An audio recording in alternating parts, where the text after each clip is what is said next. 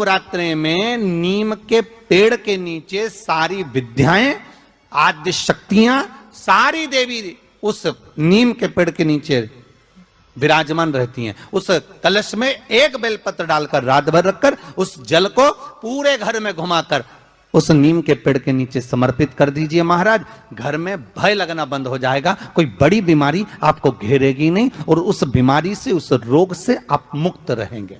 उस बीमारी से, उस रोग से आप मुक्त पाएंगे। वो बीमारी आप, जिनके घर में ज्यादा रोग हो, बीमारी हो, ज्यादा तकलीफें आ रही हो, कष्ट बढ़ रहा हो, बीमारियां बढ़ रही हो, या भय लग रहा हो, डर लग रहा हो, हृदय चित्त में कहीं ना कहीं आपको भय का भान हो रहा हो, तो एक लोटा पानी, एक कलश में जल भर कर रख लीजिए और रात भर उसको रखे रहने दो। नवरात्र चल रहा है, उस कलश को रात भर रखकर सुबह सुबह उस कलश में एक बेलपत्र डालकर उस जल को नीम के पेड़ के नीचे, जहां चैत्री नवरात्रे में नीम के पेड़ के नीचे सारी विद्याएं, आद्य शक्तियां, सारी देवी उस नीम के पेड़ के नीचे विराजमान रहती हैं। उस कलश में एक बेलपत्र डालकर रात भर रखकर उस जल को पूरे घर में घुमाकर उस नीम के पेड़ के नीचे समर्पित कर दीजिए महाराज। घर में भय लगना बंद हो जाएगा, कोई बड़ी बीमारी आपको घेरेगी नहीं और उस बीमारी से, उस रोग से आप मुक्त रहेंगे। उस बीमारी से, उस रोग से आप मुक्त पाएंगे। वो बीमारी आपको घेर नहीं। कलश का महारानी जगदम्बा जगतधात्री दुर्गा भवानी अब की बार माताजी घोड़े पर आई है।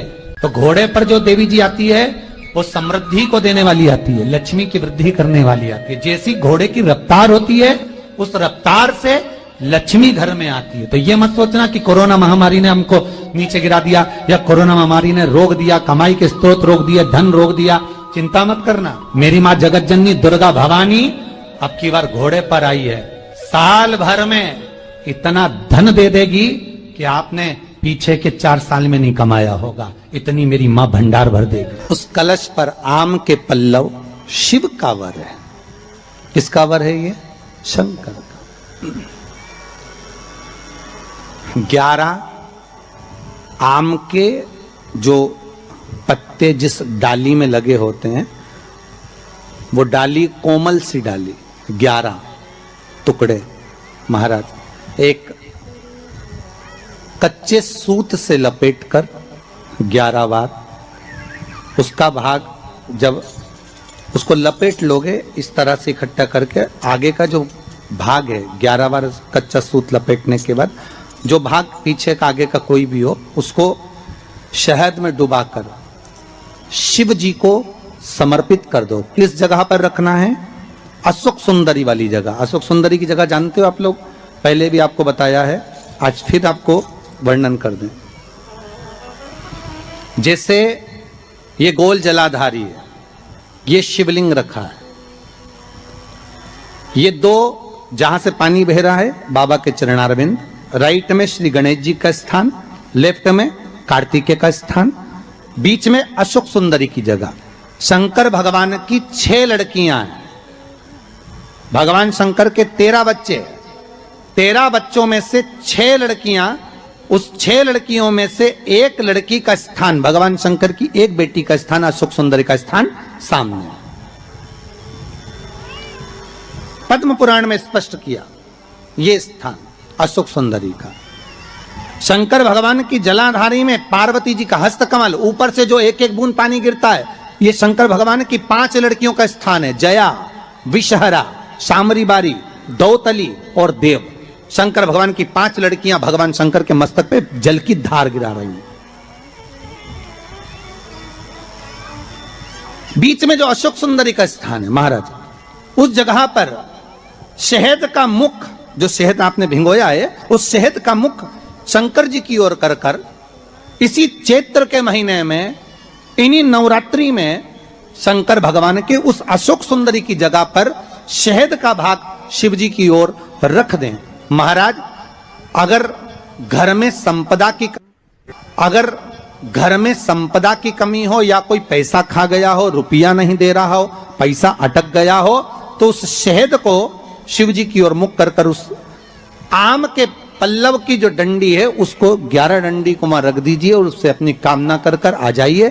हो सके उस शहद में से थोड़ा सा शहद किसी रुमाल पर किसी कपड़े में लगाकर उसको रख लीजिए। जिस व्यक्ति से पैसे लेना है, जिस व्यक्ति से पैसे मांग रहे हो, उससे एक बार जाकर मिल लीजिए, एक बार उसको खबर कर दीजिए।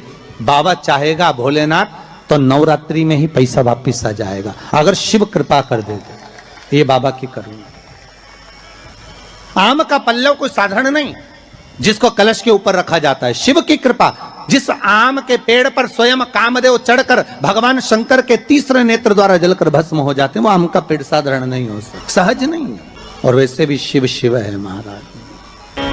सबसे पहली नवरात्रि का व्रत किसने किया?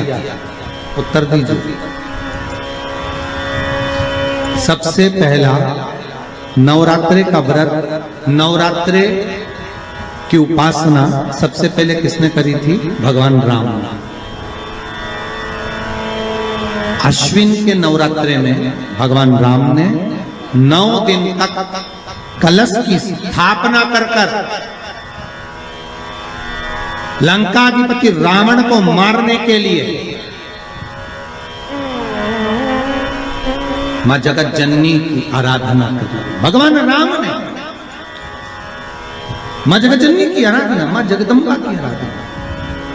और कहते हैं मेरे राम ने प्रतिदिन मां आद्यशक्ति को निमंत्रण दिया और मां जगत जननी से विनती निवेदन कर कर कहा कि आपको प्रतिदिन आना पड़ेगा। इसलिए देवी भागवत में लिखा है कि नवरात्रि में एक दिन, जैसे प्रतिपदा है, पहला दिन है तो एक कन्या का पूजन करो, द्वितीया है तो 2 कन्या का पूजन करो, तृतीया है तो 3 कन्या का पूजन करो, चतुर्थी है तो 4 कन्या का पूजन करो, पंचमी है 5 कन्या का पूजन करो, छठ है 6 कन्या का पूजन करो, सप्तमी है 7 कन्या का पूजन करो, अष्टमी है 8 कन्या का पूजन करो, नवमी है, जम के बोलो, 9 कन्याओं का पूजन करो।